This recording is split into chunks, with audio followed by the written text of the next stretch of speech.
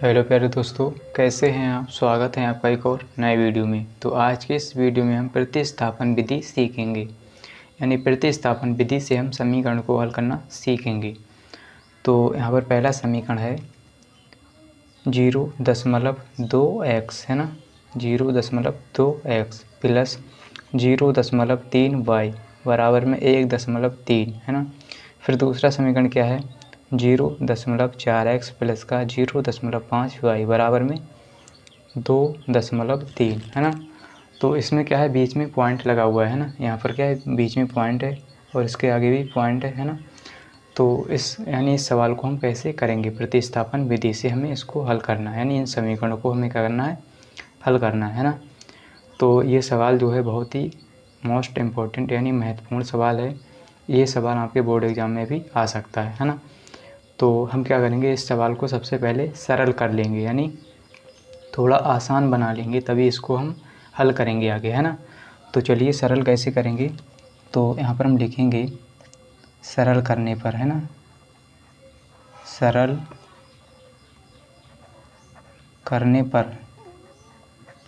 करने पर इतना लिख लेंगे आप, है ना। तो यहाँ पर हम पहला समीकरण ले लेते हैं, है ना। पहला समीकरण क्या है, 0.2x प्लस 0.3y बराबर में 1.3, है ना। तो हम क्या करेंगे, इसको सरल करेंगे, थोड़ा आसान बनाएंगे, है ना। तो देखिए हम क्या करेंगे, इसमें जो है 2 के गुणा में क्या है, x है, और इसमें क्या है 3 के गुणा में y है ना। यानी 0.2 के गुणा में x है और 0.3 के गुणा में y है ना। तो हम क्या करेंगे, इसको ऐसा लिख सकते हैं 0.2 गुणा x प्लस 0.3 गुणा y, यानी इनको हम गुणा इनके बीच में लगा सकते हैं, क्योंकि ये क्या है, गुणा में, है ना। और बराबर में 1.3, है ना, 1.3। अब क्या करेंगे, देखिए पॉइंट के बाद इसमें कितने अंक हैं, 1 है ना। इसमें पॉइंट के बाद यानी दशमलव के बाद 1 अंक है इसमें, तो इसमें पॉइंट के बाद भी 1 अंक है, इसमें भी पॉइंट के बाद 1 अंक है ना। यानी दशमलव के बाद 1 अंक, दशमलव के बाद 1 अंक।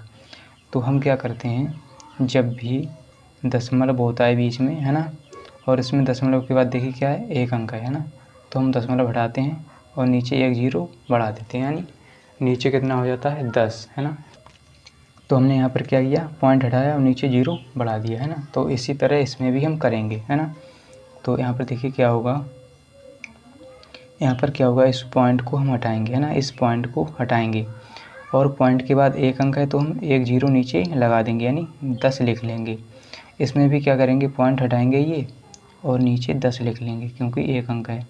अगर यहाँ पर पॉइंट के बाद 2 अंक होते तो हम 2 0 लगाते हैं यहाँ पर, है ना। और इसमें भी क्या करेंगे, पॉइंट हटाएंगे और नीचे 1 0 लगा लेंगे, यानी 10 लिख लेंगे, है ना।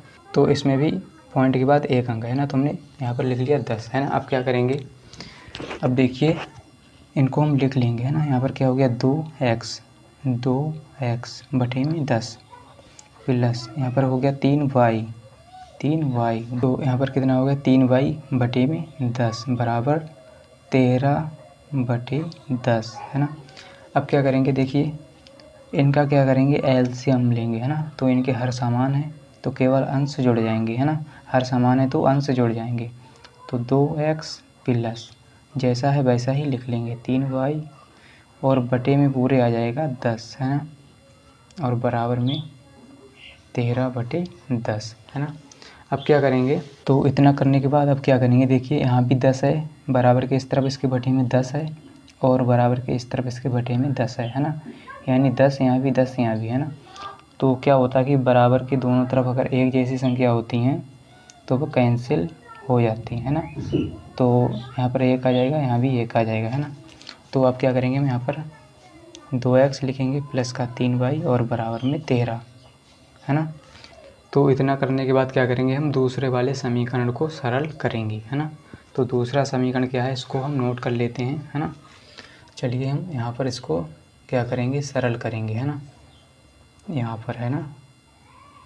तो दूसरा समीकरण है 0.4x प्लस 0.5y बराबर में 2.3, यानी 2.3 है ना।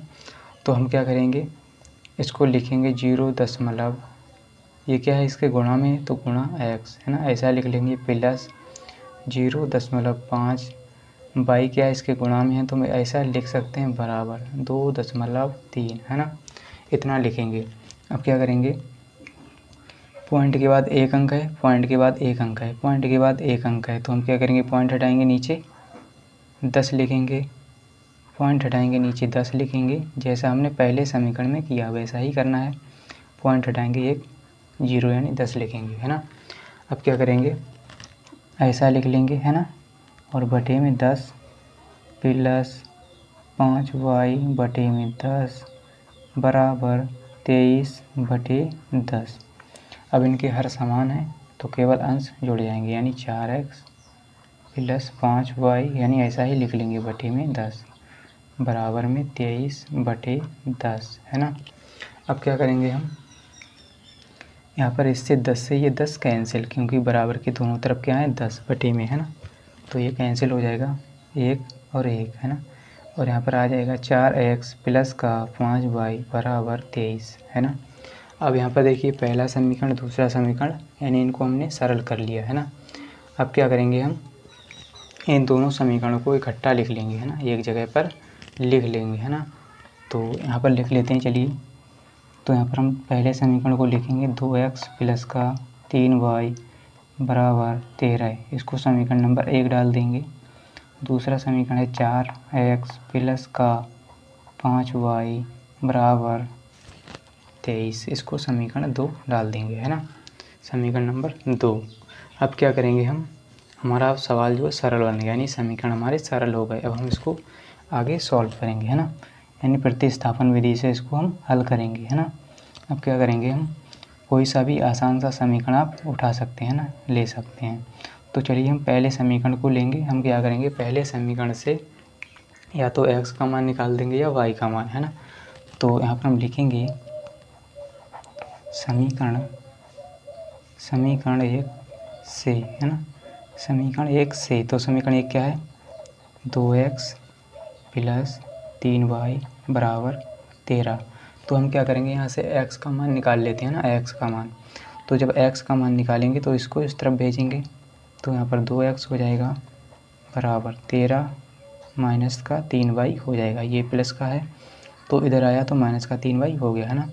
तो यहाँ पर हम x का मान चाहिए हमें, तो हम क्या करेंगे, 13/3y, और इस 2 को इस तरफ भेजेंगे तो ये बटे में आ जाएगा इस तरफ है ना।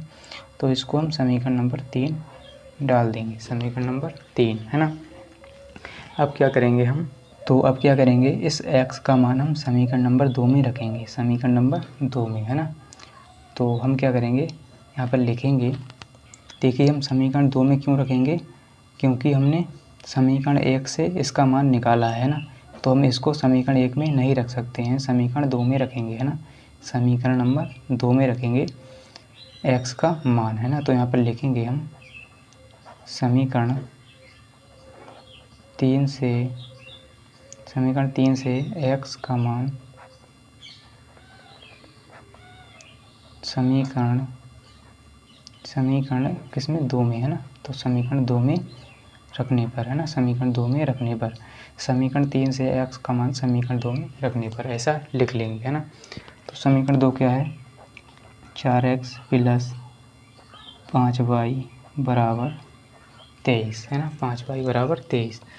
तो यहाँ पर 5y है ना, 5y बराबर में 23 है ना। अब क्या करेंगे, हम मान किसका रखेंगे, x का है ना, x की जगह पर रखेंगे है ना। तो चलिए हम इसको यहाँ पर सॉल्व कर लेते हैं ना। तो हम क्या करेंगे, हमें किसका मान चाहिए, यानी हम x का मान रखेंगे यहाँ पर है ना। तो 4 और x की जगह पर लिखेंगे क्या, x की जगह पर क्या लिखेंगे, 13 माइनस का 3y बटे में 2 है ना, प्लस में है 5y बराबर 23 है ना। अब हमने क्या किया, x का मान रख लिया है ना, x की जगह पर है ना। अब क्या करेंगे, 2 एकम 2 और 2 दूनी 4, यानी कैंसिल हो गया 2 से, तो 2 बचा। अब इस 2 की यानी 13 माइनस का 3y से गुणा करेंगे इस 2 की है ना। तो यहाँ पर 2 की गुणा 13 से करेंगे, 13 दूनी 26 हो जाएगा, है ना, 13 दूनी 26 माइनस 2 की गुणा 3y से, तो 3 दूनी 6y माइनस का प्लस 5y बराबर 23, है ना, इतना हो जाएगा। अब क्या करेंगे, ये माइनस का 6y, ये प्लस का 5y, तो यहाँ पर बचेगा 26 माइनस का केवल 1y, है ना, माइनस का बराबर में 23। अब हमें मान किसका चाहिए, y का, तो माइनस का y बराबर इस 26 को इस तरफ भेज देंगे, है ना, तो 23 माइनस का 26 हो जाएगा, है ना, माइनस का y बराबर देखिए 23 प्लस का माइनस का 26, तो माइनस वाली संख्या बड़ी है तो माइनस का बचेगा 3, है ना। अब देखिए यहाँ पर माइनस माइनस यानी दोनों तरफ माइनस है, तो माइनस से माइनस कैंसिल, यानी y बराबर 3 आ जाएगा, y बराबर 3। अब इस y का मान हम समीकरण 3 में रख देंगे, वहाँ से हमें x का मान मिल जाएगा, है ना। तो यहाँ पर लिखेंगे y का मान समीकरण 3 में रखने पर, है ना, ऐसा लिख लेंगे। तो समीकरण 3 क्या है, समीकरण 3 क्या है, x बराबर 13 माइनस का 3 और y की जगह क्या लिखेंगे, y की जगह क्या लिखेंगे, देखिए y की जगह 3, है ना, बटे में क्या है 2, है ना। तो हमने क्या किया, y का मान समीकरण 3 में रख दिया, है ना। तो y की जगह हमने क्या लिखा 3, है ना। x बराबर हो जाएगा अब 13 माइनस, है ना, अब देखिए 3 की गुणा 3 से 3 थी 9 बटे में 2, है ना, तो बराबर में कितना हो जाएगा, 13 में से 9 घटा दो तो 4 बचेगा और बटे में 2, है ना, बटे में 2, तो 2 एकम 2 और 2 दूनी 4, है ना। तो यहाँ पर कितना हो गया, 2 एकम 2, 2 दूनी 4, तो यहाँ से हमें x का मान कितना मिल जाएगा 2, है ना, 2, तो x बराबर आ गया हमारा 2, y बराबर आ गया 3। तो इस तरह से हमने समीकरणों को हल कर लिया, यानी इसको सरल करके हमने हल कर लिया, इसको प्रतिस्थापन विधि से हमने हल किया, है ना। तो उम्मीद करता हूँ कि आपको ज़रूर समझ में आया होगा। अगर वीडियो अच्छा लगा है तो वीडियो को लाइक कर दीजिए एंड चैनल को सब्सक्राइब कर लीजिए। मिलते हैं अगली वीडियो के साथ, आज के लिए इतना ही, जय हिंद।